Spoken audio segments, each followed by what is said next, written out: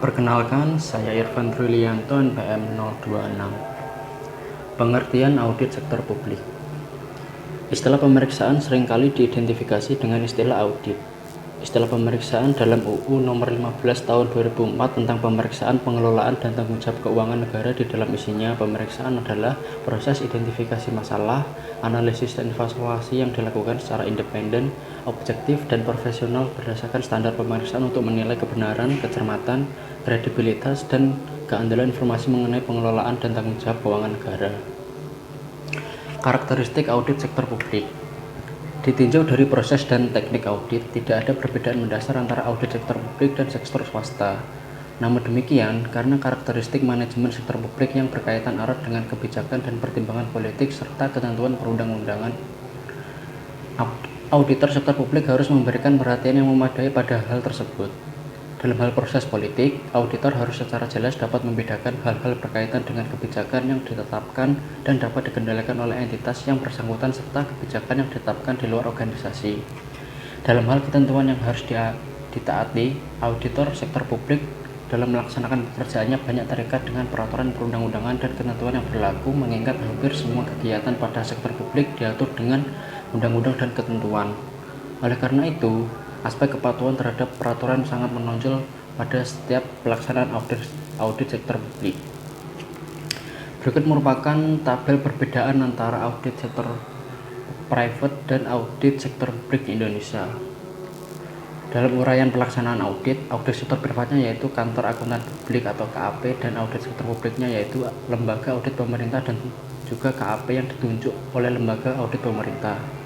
Pada uraian objek audit sektor privatnya yaitu perusahaan atau entitas swasta, sedangkan pada audit sektor publiknya entitas, program, kegiatan, dan fungsi yang berkaitan dengan pelaksanaan pengelolaan dan tanggung jawab keuangan negara sesuai dengan peraturan perundang-undangan.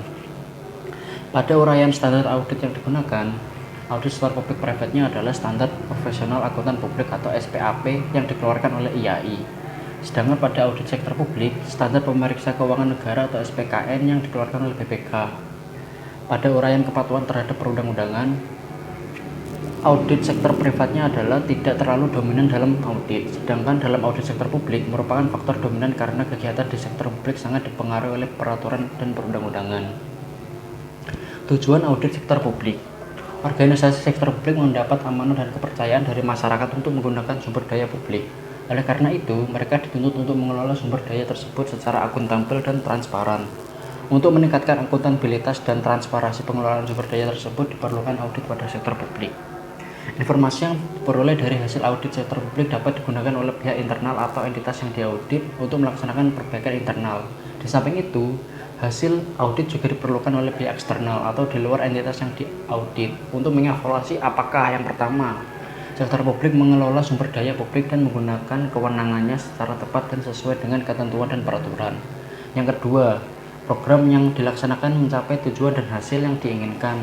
Dan yang ketiga, pelaksanaan publik diselenggarakan secara efektif, efisien, ekonomis, etis, dan berkeadilan. Jenis audit sektor publik. Berdasarkan Undang-Undang Nomor 15 Tahun 2004 dan SPKN, terdapat 3 jenis audit keuangan negara, yaitu audit keuangan, audit kinerja, dan audit dengan tujuan tertentu. Yang pertama adalah audit keuangan. Adalah audit atas laporan keuangan yang bertujuan untuk memberikan keyakinan yang memadai atau reasonable assurance apakah laporan keuangan telah disajikan secara wajar dalam semua hal yang material sesuai dengan prinsip akuntansi yang berlaku di Indonesia atau basis akuntansi komprehensif selain prinsip akuntansi yang berlaku umum di Indonesia. Yang kedua, audit kinerja adalah audit yang dilakukan secara objektif dan sistematis terhadap berbagai macam bukti untuk menilai kinerja entitas yang diaudit dalam hal ekonomis, efisiensi, dan efektivitas dengan tujuan untuk memperbaiki kinerja dan entitas yang diaudit dan meningkatkan akuntabilitas publik. Dan yang ketiga adalah audit dengan tujuan tertentu, adalah audit khusus di luar audit keuangan dan audit kinerja yang bertujuan untuk memberikan kesimpulan atas hal yang diaudit dengan tujuan tertentu dapat bersifat eksaminasi atau examination, review atau prosedur yang disepakati atau agreed upon prosedur. Audit dengan tujuan tertentu mencakup audit atas hal-hal lain di bidang keuangan, audit investigatif, dan audit atas sistem pengendalian internal. Standar audit. Standar audit adalah ukuran mutu berupa persyaratan minimum yang harus dipenuhi oleh seorang auditor. Pasal 5 Undang-Undang Nomor 15 Tahun 2004 menyatakan bahwa standar audit keuangan negara disusun oleh Badan Pemeriksa Keuangan atau BPK. Saat ini, BPK telah menetapkan standar pemeriksaan keuangan negara atau SPKN sebagai standar audit di lingkungan keuangan negara. SPKN merupakan patokan untuk melakukan audit atas pengelolaan dan tanggung jawab keuangan negara. SPKN berlaku untuk semua audit yang dilaksanakan terhadap entitas, program, kegiatan, serta fungsi yang berkaitan dengan pengelolaan dan tanggung jawab keuangan negara. SPKN berlaku bagi BPK dan angkutan publik atau pihak lainnya yang melakukan audit keuangan negara untuk dan atas nama BPK. Sementara itu, aparat pengawasan internal pemerintah atau APIP seperti BPKP, Itjen, dan Bawasda dapat menggunakan SPKN sebagai acuan dalam menyusun standar pengawasan sesuai dengan kedudukan, tugas, dan fungsinya. Saya Ali Faza, NPM 006.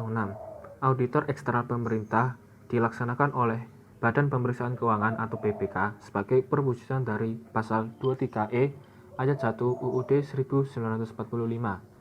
Menurut Pasal 4 UU Nomor 15/2004, jenis pemeriksaan yang dapat dilaksanakan oleh BPK ada 3.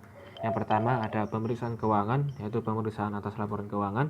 Yang kedua, pemeriksaan kinerja, yaitu pemeriksaan atas pengelolaan keuangan negara yang terdiri atas pemeriksaan aspek ekonomi dan efisiensi serta pemeriksaan aspek efektivitas. Yang ketiga, pemeriksaan dengan tujuan tertentu untuk memeriksa. Berdasarkan SK BPK nomor 11/SK-K-1993 tentang organisasi dan tata kerja pelaksana BPK, Dewan dibantu pejabat sebagai pembantu utama, terdiri atas yang pertama Sekretariat Badan, yang kedua Inspektur Utama atau IRUTAMA, yang ketiga Auditor Utama Keuangan Negara atau Auditama Keuangan Negara. Dalam melaksanakan tugasnya, BPK mempunyai 3 fungsi. Yang pertama ada fungsi operasional, yaitu melaksanakan pemeriksaan dan tanggung jawab keuangan negara dan pelaksanaan APBN. Fungsi ini dilaksanakan oleh Auditama Keuangan Negara. Yang kedua, fungsi yudikatif, yaitu melakukan peradilan akuntabel dalam hal tuntunan perbendaharaan. Fungsi ini dilaksanakan oleh IRUTAMA Wansus. Yang ketiga, fungsi rekomendasi, yaitu memberi saran atau pertimbangan pada pemerintah berhubungan dengan keuangan negara.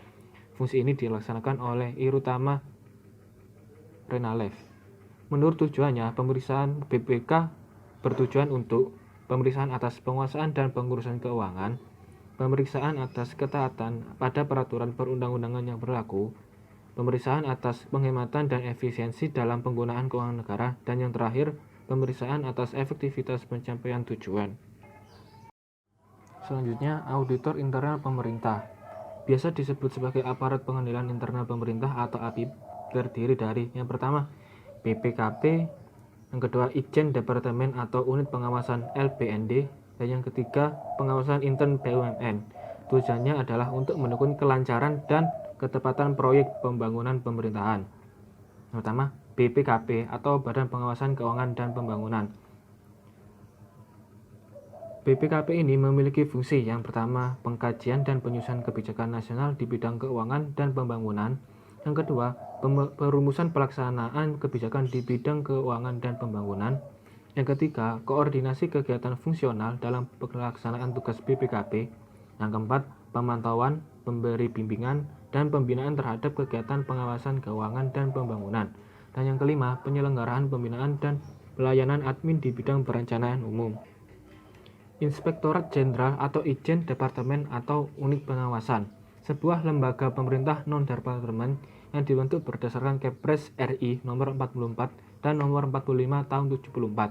Fungsinya adalah yang pertama, menyiapkan perumusan kebijakan, rencana, dan program pengawasan. Yang kedua, pemeriksaan tugas, pengaduan, pengujian, penilaian, dan pengusutan terhadap unsur-unsur departemen. Yang ketiga, pembinaan dan pengembangan sistem dan prosedur serta teknis pelaksanaan pengawasan. Yang keempat, penyampaian hasil pengawasan, pemantauan, dan penilaian tindak lanjut hasil pengawasan. Badan Pengawasan Daerah. Pada pasal 22 UU tentang pemerintah daerah telah diatur bahwa pertama, pembinaan dan pengawasan penyelenggaraan pemerintah daerah secara nasional dikoordinasikan oleh Menteri Dalam Negeri. Yang kedua, pembinaan dan pengawasan penyelenggaraan pemerintah daerah sebagaimana dimaksud untuk kabupaten atau kota dikoordinasikan oleh gubernur. Yang ketiga, pembinaan dan pengawasan penyelenggaraan pemerintah desa dikoordinasikan oleh bupati atau wali kota. Yang keempat, bupati dan wali kota dalam pembinaan dan pengawasan sebagaimana dimaksud dapat melimpahkannya kepada camat. Selanjutnya saya Lailatul Mafruha NPM 031 akan menjelaskan tentang profesi auditor. Profesi akuntansi sektor publik saat ini mencakup pengembangan profesi auditing pada sektor keuangan negara atau pemerintahan. Seiring dengan berkembangnya lingkungan dan kebutuhan profesi akuntansi dan auditing sektor publik, IAI yang merupakan organisasi profesi akuntansi di Indonesia sejak tahun 2009 membentuk Kompartemen Akuntan Sektor Publik atau KASP dengan tujuan untuk mengembangkan profesi akuntansi sektor publik yang mencakup pengembangan pada profesi auditing sektor publik. KASP bekerja sama dengan instansi dan lembaga negara yang bersangkutan untuk mengembangkan kelengkapan profesi akuntansi sektor publik, yaitu pembentukan standar akuntansi keuangan sektor publik, standar auditing, dan kode etik.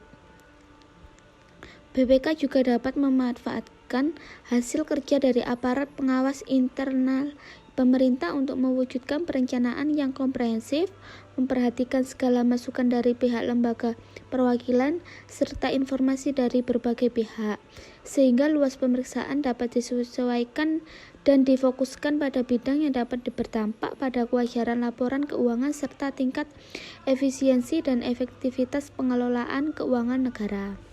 Sedangkan kebebasan melaksanakan pemeriksaan yaitu kebebasan dalam menentukan waktu pelaksanaan yang bersifat investigatif. Selanjutnya yaitu laporan hasil audit dan opini. Laporan audit merupakan sarana untuk mengkomunikasikan pekerjaan audit dan temuan audit secara komprehensif yang diberikan oleh tim audit kepada organisasi audit. Peranan utama dari laporan audit adalah yang pertama, laporan audit adalah jalan utama bagi institusi audit untuk memahami informasi tentang proses audit. Yang kedua, laporan audit adalah dasar dalam pembuatan surat opini audit dan keputusan audit.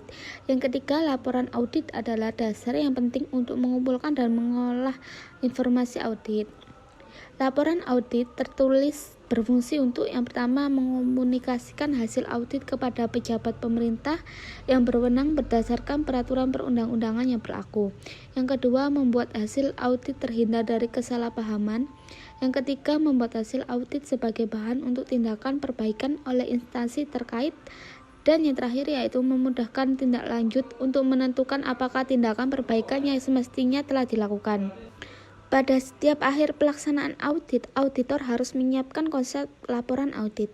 Isi konsep laporan audit tersebut harus mudah dimengerti dan bebas dari penafsiran ganda serta memenuhi standar pelaporan, yaitu yang pertama lengkap, kedua akurat, ketiga objektif, keempat meyakinkan, kelima jelas, dan yang terakhir adalah ringkas. Tipe opini atau pendapat auditor yang dapat digunakan dalam laporan audit atas laporan keuangan adalah yang pertama, pendapat wajar tanpa pengecualian, yang kedua, pendapat wajar tanpa pengecualian dengan paragraf penjelasan, yang ketiga, pendapat wajar dengan pengecualian, yang keempat, pendapat tidak wajar, dan yang kelima, pendapat tidak memberikan pendapat. Terima kasih.